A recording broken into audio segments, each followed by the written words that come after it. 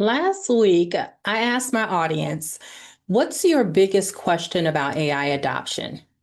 And you know what I heard over and over again? Simone, how do I know which AI solution is right for us? And here's what no one is telling you. The best AI tools for a 10-person startup will absolutely cripple a 500-person enterprise.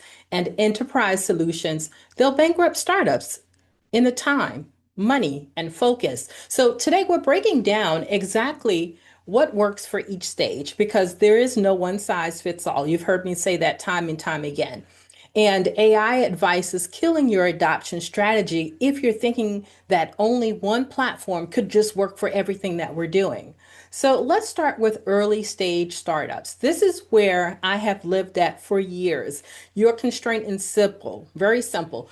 You have almost no time and almost no cash. You need ROI measured in weeks, not quarters, and not maybe we'll see results by Q3 weeks, right? You need sooner and you need a clearer path. So at this stage, your job is move fast, conserve resources, and also prove tangible value with minimal overhead. That means one thing, no custom built solutions. So what is actually working is off the shelf AI tools that solve immediate pain points. We're talking ChatGPT for content, Jasper for marketing copy, Fireflies for meeting transcription. You're not building anything though. You're buying and deploying it in a day. So maybe two, a day or two at the most. So I work with healthcare startups. They're drowning in competitor research. A manual process can take hours, even a week. So we deployed GPT-4 agent in 3 days. We saved them 8 hours weekly. Done. We're moving on. So it's not your third biggest problem, not one that would be nice to fix. Your biggest time suck is what you want to focus on. What's really pulling in a lot of your time, eating up your time, wasting your time, where you know you could put your focus somewhere else, your team somewhere else. So are you spending 10 hours a week on sales proposals? Use AI to generate first drafts. Is it customer support eating you alive, right? Taking up most of your time. Perhaps then you could deploy a simple chat bot. So you want to pick one thing that's consuming most of your oxygen and then automate it in a week. Not next month, but this week. So the fatal mistake here is that founders are telling me that they want to build proprietary AI. They want custom models, hiring data scientists. If a vendor says we'll need 3 months to customize this for you, you want to run because you don't have 3 months for startup phases, right? You have a couple of weeks perhaps. So success at this stage looks like saving 5 to 10 hours per week per person within 30 days. That is your win condition. So you're moving fast and you're staying really lean.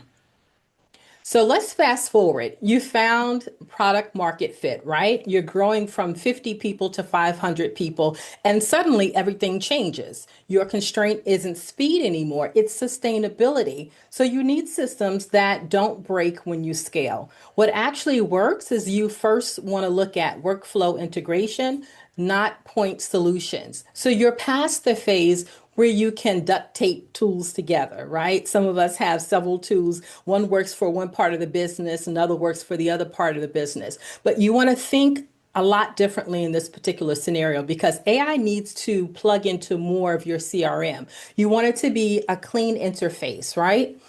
And this is where you can really end up spending a lot of time because it becomes clunky. AI that you thought was supposed to save you time is now dragging you down. So you want to think about, does this tie into your support desk, into your project management system? The goal isn't cool AI tools because there's tons of them out there. I'm even at awe at some of the ones that I see today, but I still have to ground myself and think. The goal is seamless integration. That's where the leverage is. And I work with B2B and SaaS company, and they're doing exactly what I'm about to tell you not to do. Okay.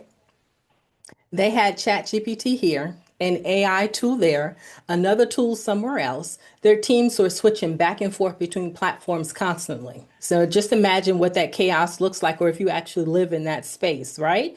Context is lost, friction everywhere. So we unified it. Suddenly, productivity jumped to 40% because now you're not splitting your time, your efforts, and your energy looking at different places to work within important platforms that you absolutely need if you can merge them together. So, second, process standard steps that you would take.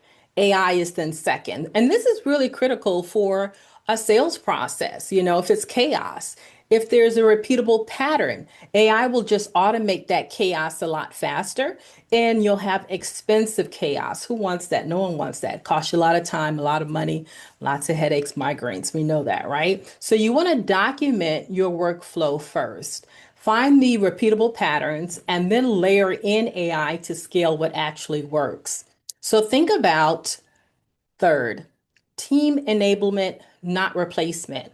And there are going to be different scenarios where either one could be applicable. But if you think about your competitive advantage, isn't AI, it's your people. You want to use AI to make them 3 times more productive, not to eliminate headcount necessarily. AI assisted sales teams that close deals faster, customer success teams that predict churn before it happens. The company is winning right now. They're not using AI as a replacement tool, they're using it as a multiplication tool. So your AI is only as good as your data.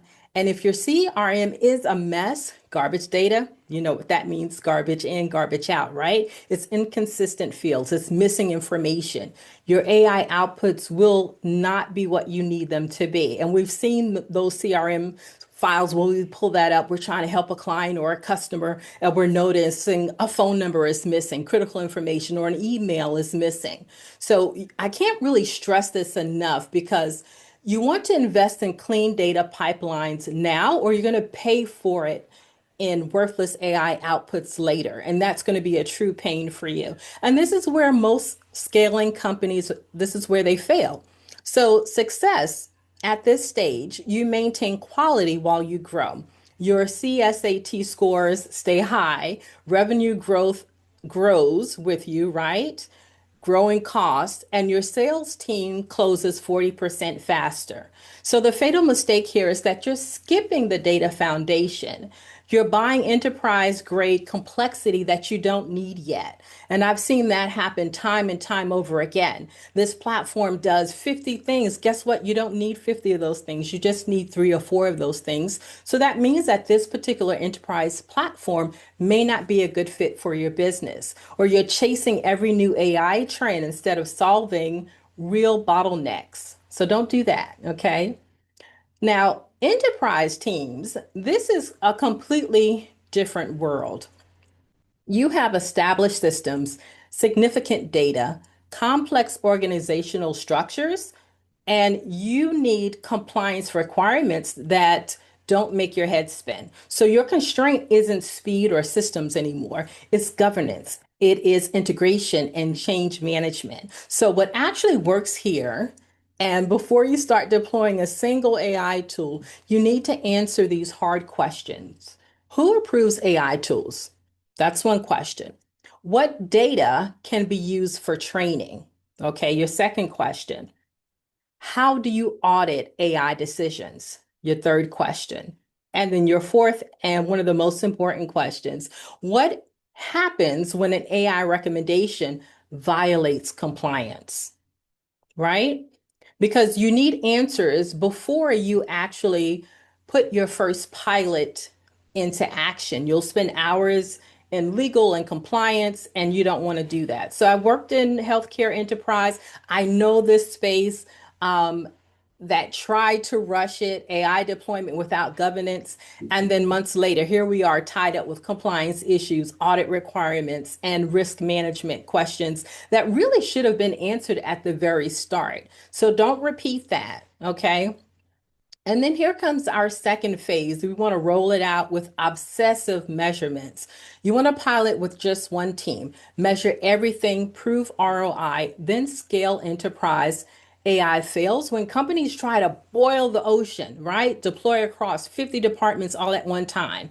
And then now we have too much chaos. We have lots of questions, lots of confusion, zero answers, zero clarity. So you want to pick one high value case and nail it, measure it, evangelize it. That is the win. And then you want to repeat. The third one is integration architecture that doesn't require ripping out your tech stack. So you're locked into a SAP Salesforce, whether it's Workday, legacy systems. No one wants to touch that, right? Because they figured out this really works well for the business. It documents, it collects what we needed to collect. And just because you found a really cool AI tool doesn't mean that you should take out your legacy program that's really working well for you. So your AI needs to work with what you have and not replace it overnight. And if you're finding that, okay, well, these programs we've been working with for a really long time, they've not been working as well as we thought they would, or they're not as efficient. The best thing is really still to phase in the new AI tools. And then over time, you can learn from the pattern and see what's exactly happening within the system, the different departments, and then you'll know what to phase out or which new program that you'll need to turn to for your legacy program. So AI needs to work with what you have, not replace it overnight. That's the main thing. And then middleware and APIs become your best friend here. So, change management really is half the battle. Your biggest risk isn't the technology, it's the adoption. And enterprises, their employees, they often resist change. You know what that feels like. You don't know what's happening, and you're like, I don't really like it. But someone needs to bring these folks up to speed. You need to have clarity to be able to do that. So you need training programs, champions in each department, executive sponsorships that go beyond a kickoff email where everyone forgets about it 2 weeks later. This needs to be an ongoing thing. So this is something that you actually build into the culture, right? The technical work is 20% of enterprises' AI success. Change management is 80%. So security and compliance are stable stakes.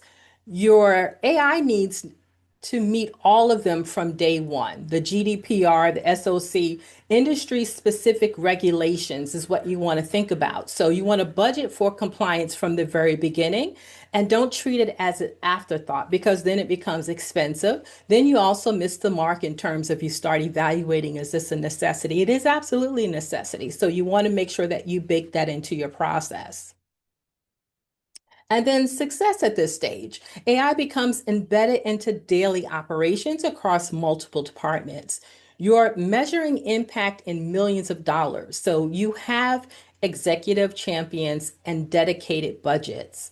The fatal mistake here is moving too fast without governance, underestimating how much change management you actually need, or choosing solutions that can't integrate with your existing systems. So here's what I want you to notice across all three stages. Early stage companies, they need speed. Scaling companies need systems, and enterprises need governance. So the AI that works for each stage is radically different, not because the technology changes, it's because your constraints and priorities change. So the question isn't whether this is the best AI tool, right? The question is, what's the best AI tool for where we are right now? Because matching your solution to your reality, that's how you actually win with AI.